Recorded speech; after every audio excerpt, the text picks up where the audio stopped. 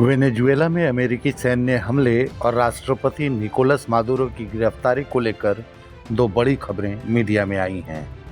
Venezuela की राजधानी Caracas में मीडिया को दिए एक इंटरव्यू में राष्ट्रपति निकोलस मादुरो के बेटे और नेशनल असेंबली सदस्य निकोलस मादुरो गुएरा ने इसे अमेरिका की तरफ से सीधा सैन्य आक्रमण बताया है। वहीं दूसरी तरफ न्यूयॉर्क टाइम्स ने वेनेजुएला के एक सैनिक के हवाले से 3 जनवरी को वेनेजुएला पर हुए अमेरिकी सैन्य कार्रवाई का आंखों देखा हाल बताया है। इस वीडियो में आप इन दोनों खबरों के बारे में विस्तार से जान पाएंगे। न्यूयॉर्क टाइम्स ने एक चश्मदीद गार्ड के हवाले से जो सनसनीखेज खबर दी वह यह कि राष्ट्रपति निकोलस मादुरो को पकड़ने के ऑपरेशन के दौरान अमेरिकी सैनिकों ने किसी ऐसे रहस्यमयी डिवाइस का इस्तेमाल किया जिससे वेनेजुएला के सैनिकों की नाक से खून बहने लगा। गार्ड ने कहा कि कुछ लोग खून की उल्टियां कर रहे थे, हम जमीन पर गिर गए थे, हिल भी नहीं पा रहे थे।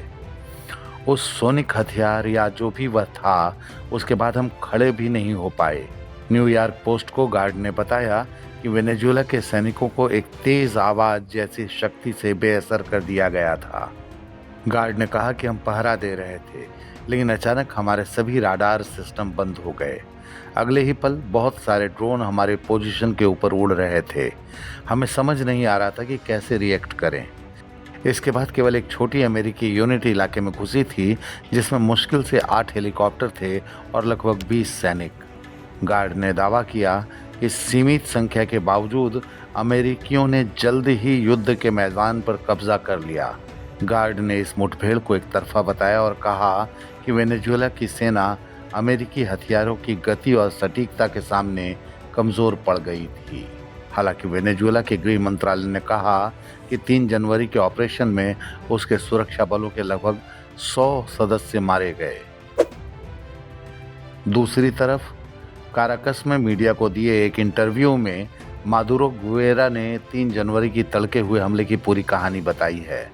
गुएरा के मुताबिक लगभग 2 बजे रात में पहले मिसाइल का धमाका हुआ, जिसके बाद दूसरा विस्फोट सुना गया।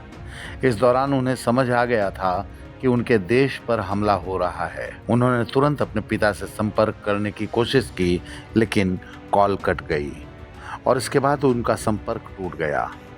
गुएरा ने अमेरिका पर आरोप लगाते हुए कहा कि उन्होंने अंतर्राष्ट्रीय कानून और सभी वैश्विक संधियों का उल्लंघन किया है। उन्होंने कहा कि राष्ट्रपति मादुरो और उनकी पत्नी का अपहरण किया गया है, जो अंतर्राष्ट्रीय कानून के तहत पूर्ण सुरक्षा के हकदार हैं। उन्होंने तुरंत उनकी रिहाई और देश वापसी की मांग की है। फिलहाल वेनेजुएला का भविष्य किस ओर जाएगा यह साफ नहीं है। हालांकि अमेरिकी राष्ट्रपति डोनाल्ड ट्रंप ने खुद को वहां का कार्यवाहक राष्ट्रपति घोषित कर दिया है, जबकि नोबेल शांति पुरस्कार विजेता वेनेजुएला की विपक्ष की नेता मारिया कोरिना मचाडो ने अपना मेडल ट्रंप से साझा किया है। शायद इससे ट्रंप पिघल जाएं और मारिया मचाडो के हाथ में वेनेजुएला की कमान आ जाए। इस खबर में फिलहाल इतना ही। देश और दुनिया की बाकी खबरों के लिए देखते रहिए India.com।